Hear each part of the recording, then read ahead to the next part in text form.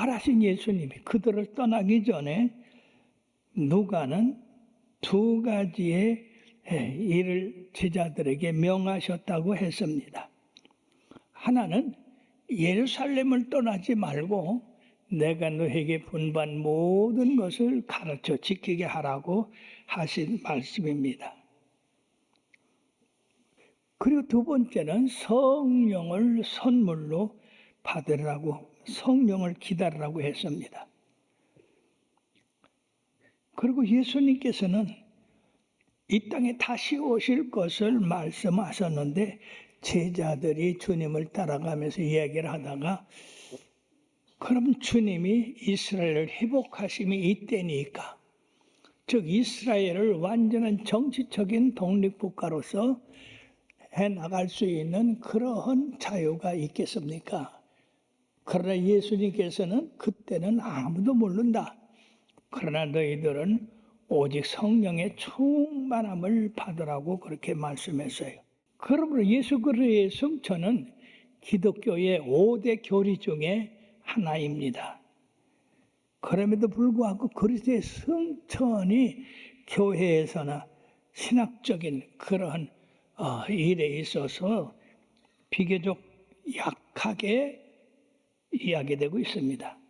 그리스도의 성천에 대한 하이델베르그의 요리문답 해설 중에서 그리스도의 성천이 우리들에게 주는 유익에 대해서 말씀하고 있는데, 성천은 주께서 사역하신 가장 영광스러운 최후의 장면임에도 불구하고 다른 교리에 비해서 크게 다루어지지 않는 것은 십자가와 부활의 성천이 연결되어 있다는 이 한 사실을 사람들이 그렇게 귀중히 보지 않는다 하는 것입니다.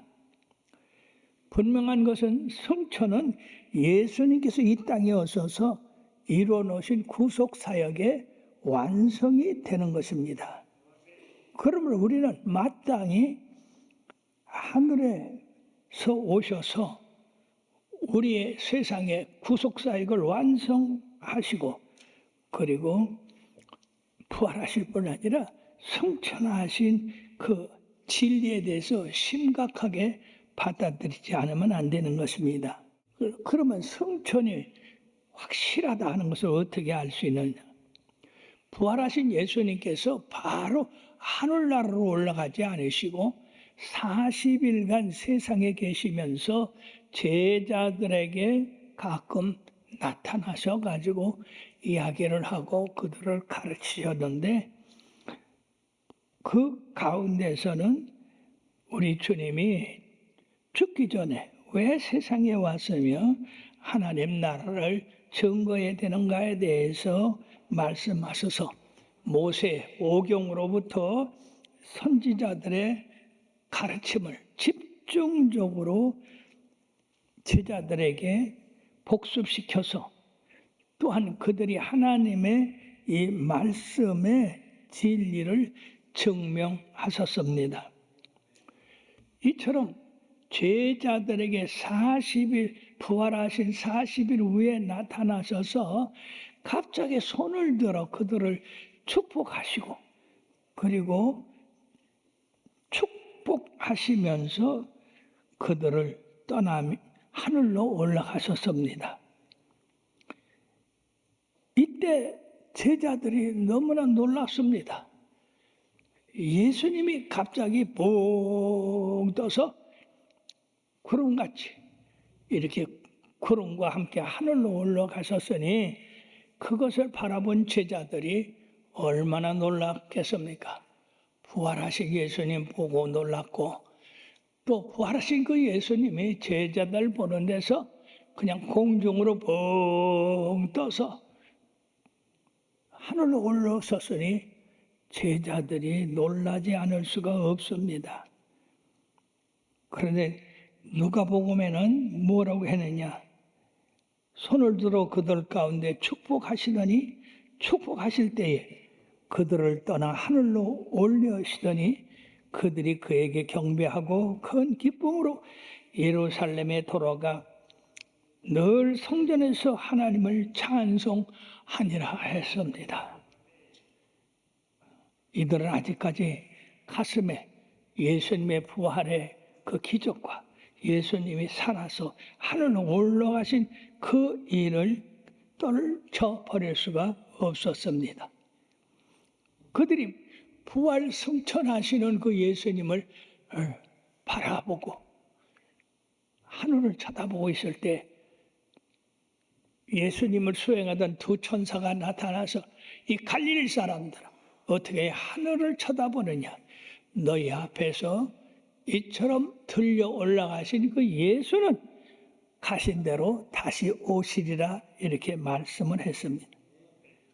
사랑하는 여러분들이요, 이 참으로 중요한 말씀입니다.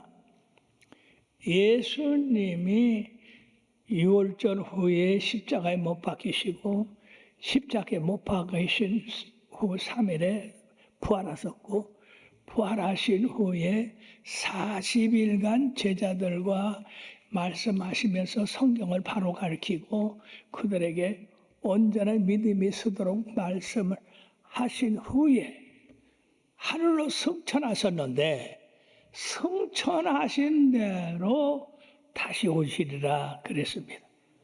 여러분 그 시점이 언제입니까? 그 시점이 지금으로부터 2000년 전입니다.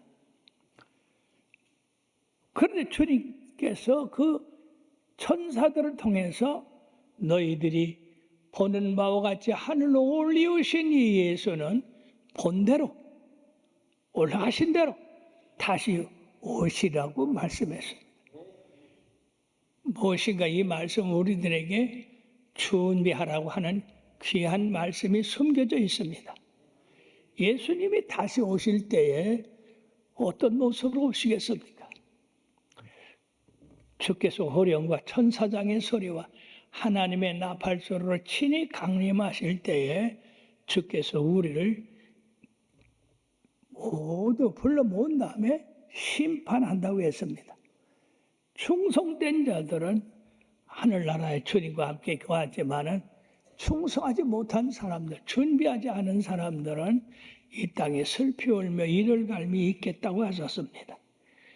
그러므로 하늘로 올라간 대로 다시 오시리라 하는 이 말씀은 대단히 귀중한 말씀입니다.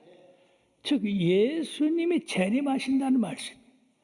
지금 예수님이 하늘로 올라가신 그 시점이 2000년이 넘습니다. 그러면 우리들이 생각하는 그 시계로는 예수님이 다시 오시기를 몇 번씩에도 남을 텐데 아직 한 번도 다시 오시지 않았어요. 그렇다면 예수님이 하신 이 말씀은 거짓말인가? 믿을 수가 없는가? 어떻게 이렇게 2000년이 넘도록 다시 오신다는 예수님이 오시지 않았는가? 그렇지만 사랑하는 여러분, 베드로서에는 예수님이 이처럼 늦게 더디 오는 것은 우리들로 말미암아 더 많은 사람을 구원케 하기 위해서 지금 늦게 오신다고 하셨습니다. 만약에 우리 예수님이 100년 전에 오셨다고 합시다. 그럼 이 자리에 구원받지 못할 사람들이 많이 있었을 거예요.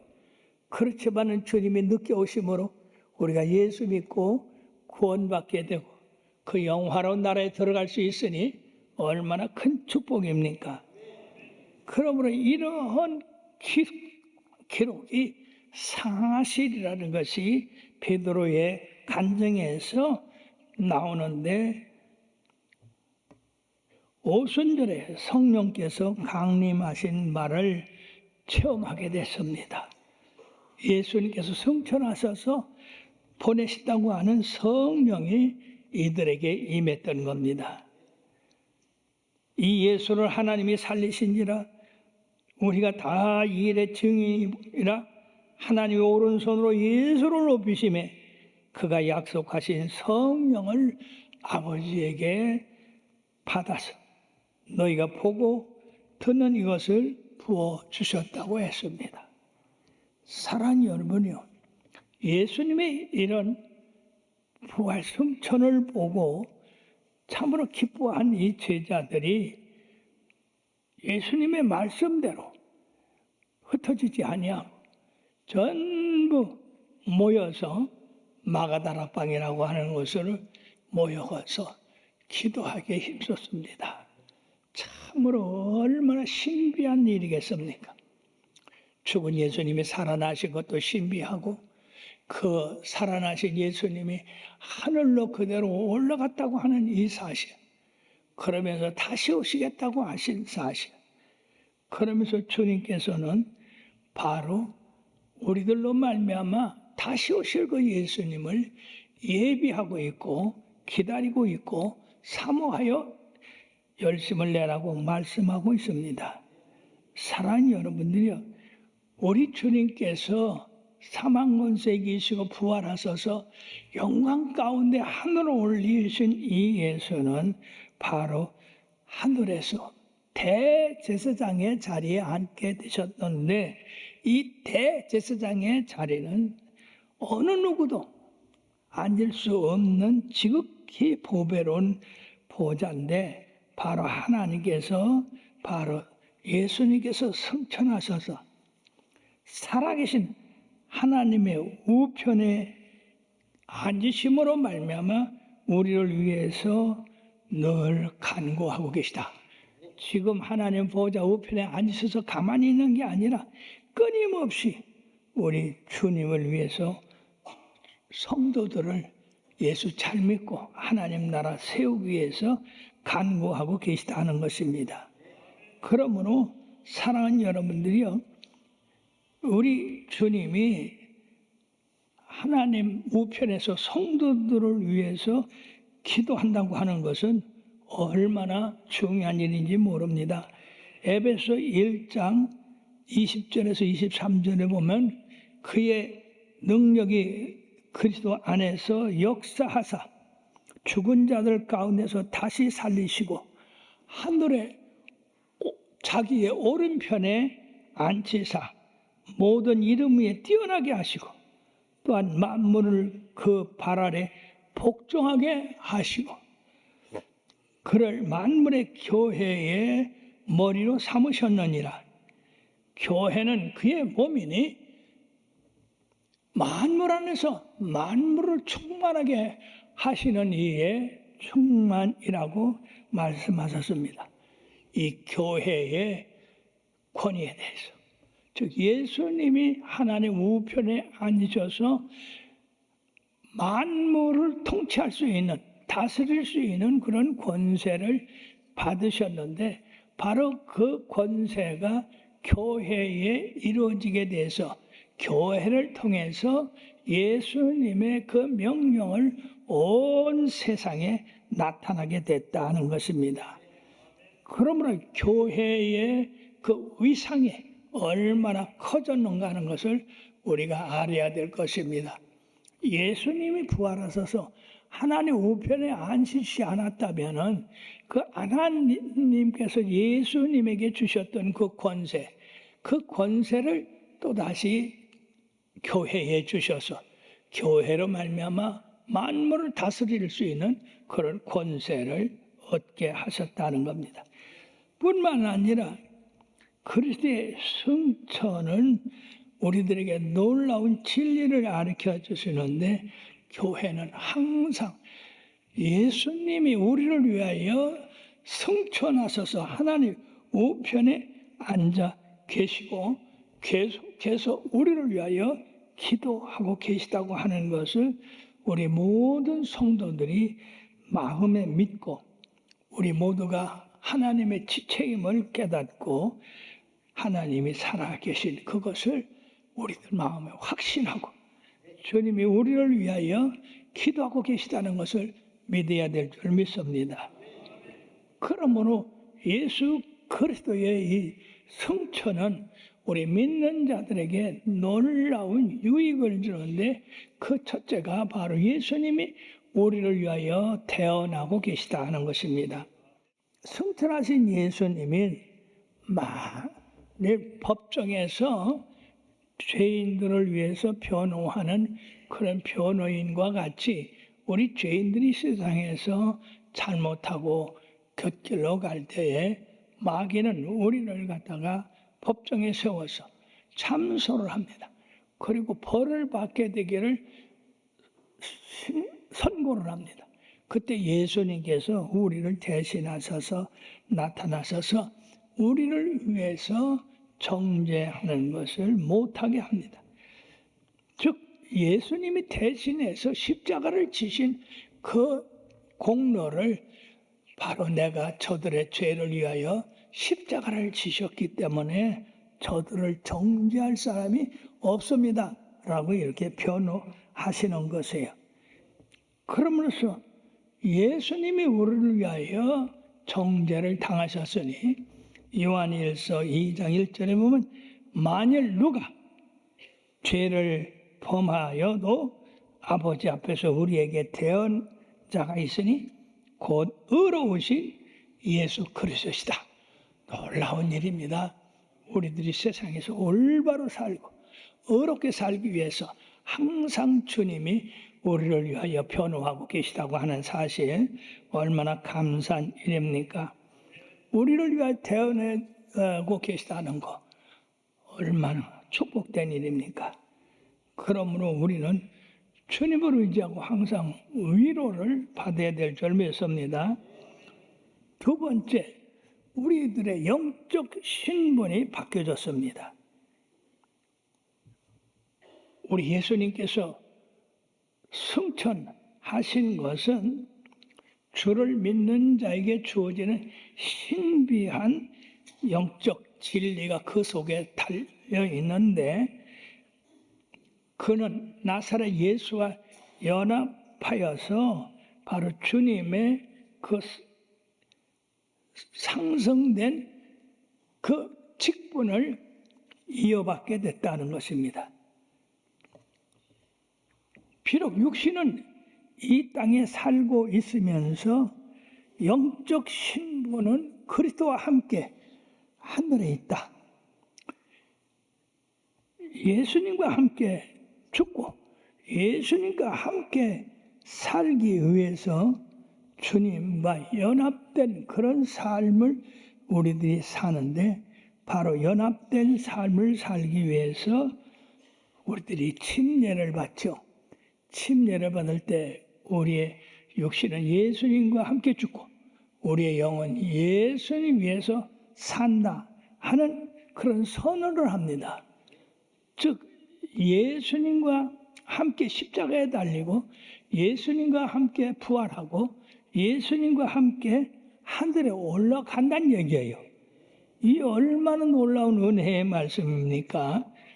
그러므로 에베소서 2장 4절에서 6절의 말씀에 보면 긍휼에 풍성하신 하나님이 우리를 사랑하신 그 큰 사랑을 인하여 허물로 죽은 우리를 그리스도와 함께 살리셨고 너희는 은혜로 구원을 받은 것이라 또 함께 일으키사 그리스도 예수 안에서 함께 하늘에 앉히시니, 참 놀라운 일입니다.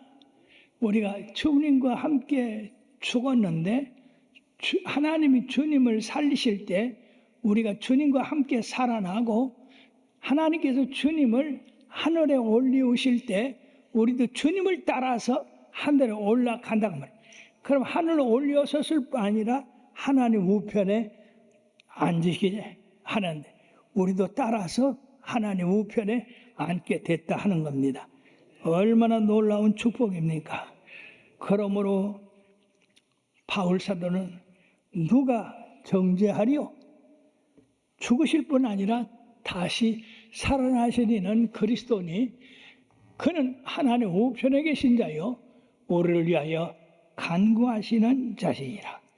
우리가 세상에서 허물과 죄가 있어도 예수님의 피로 사함 받고 그리고 예수님과 함께 하늘에 올라갔으니 우리는 정죄함을 받지 않는다 하는 것입니다. 그러므로 사랑하는 여러분들이요, 예수님의 부활의 그 놀라운 유익은 우리들로 하여금 하늘에까지 올라가게 하시고 하나님과 함께하는 그런 역사를 일으키신다는 것입니다. 그리고 사랑하는 여러분, 우리가 하나님의 나라에 우리의 영이 이미 올라가 있으니 이 세상에 사는 동안에 어떻게 살아야 되겠습니까? 바로 우리는 세상 것을 추구해서는 안 됩니다. 세상 것을 추구해서는 세상 사람이 되고 맙니다. 우리의 신분이 이미 예수님의 부활 승천으로 말미암아 하늘에 올라가 있습니다. 그러므로 골로새 3장 1절에 뭐라고 말씀하냐? 너희가 그리스도와 함께 다시 살리심을 받았으면 위의 것을 찾으라. 거기는 그리스도께서 하나님 우편에 앉아 계시니라. 아멘. 우리가 여기 있는 것 같지만 우리의 영은 이미 그리스도의 영과 같이 있는 것이니까 바로 하나님의 하늘의 소망, 그것을 찾으라고 그렇게 말씀했습니다. 우리가 구원받지 않을 때는 세상 것을 그렇게 사모하고 세상 것을 찾았지만 구원받은 후에는 성령님께서 우리의 마음을 하늘로 올리게 하셔서 하늘에 두시기 때문에 주님과 함께 하나님 우편에 앉게 하셨기 때문에 바로 그 나라에 올라갈 것을 소망하고 우리들이 이 땅에서 하나님 나라를 이렇게 항상 생각하고 그 나라를 추구해야 될 줄 믿습니다.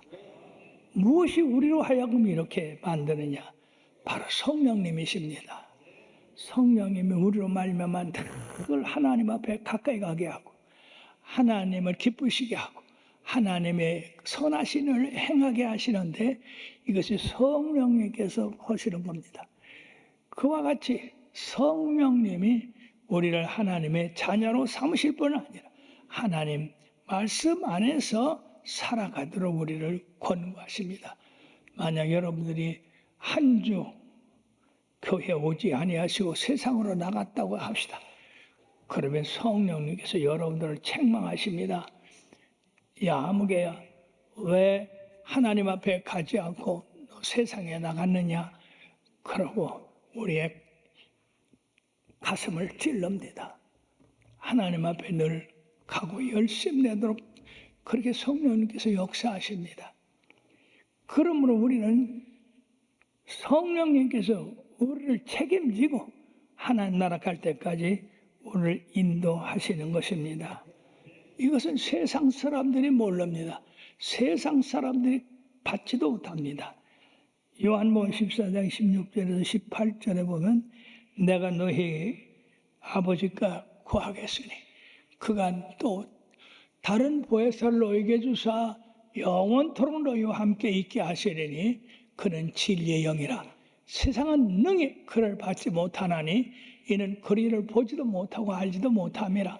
그러나 너희는 그를 아나니 그는 너희와 함께 거하시며 또 너희 속에 계시겠음이라. 내가 너희를 고아와 같이 버려두지 아니하고 너희에게로 오리라. 사랑하는 여러분, 우리 예수님이 승천하셔서 하나님 우편에 앉아 계시기 때문에 바로 하나님으로부터 성령을 받아서 이 세상에 내려주셨습니다. 그러므로 오순절 성령 세례를 통해서 세상은 알지도 못하고 보지도 못하고 깨닫지도 못했던 성령이 늘 우리와 함께 계셔서 우리를 하나님 앞으로 자꾸 인도하시는 겁니다. 우리들이 잘못했을 때 성령이 책망하십니다. 회개케 합니다. 그러므로 주님 나라 갈 때까지 우리는 성령님과 늘 동행하는 삶을 살아야 될 줄 믿습니다. 지금 기후적으로 큰 변화가 있고 지진으로 변화가 있고 그리고 인간과 인간과의 관계에서 전쟁과 전쟁이 계속되고 있고 지금 정신을 못 차릴 정도로 세상이 큰 환란 가운데 있습니다. 바로 이것은 무엇을 의미합니까? 이것은 예수님께서 다시 오실 기회가 됐다고 하는 것을 우리들에게 알려주시고 우리로 예수님 맞을 준비, 등준비, 기름준비 다 하고 있다가 언제 어느 때 주님 오시더라도 다 맞이할 수 있는 그런 준비를 하라고 하시는 것입니다. 그러므로 사랑하는 여러분들이요, 이 세상이 혼동스럽습니다. 이 혼돈된 이 세상을 여러분들이 주님의 주신 그 믿음과 소망을 가지고 잘 지켜서 승리하는 삶을 살게 되기를 주의 이름으로 축원합니다.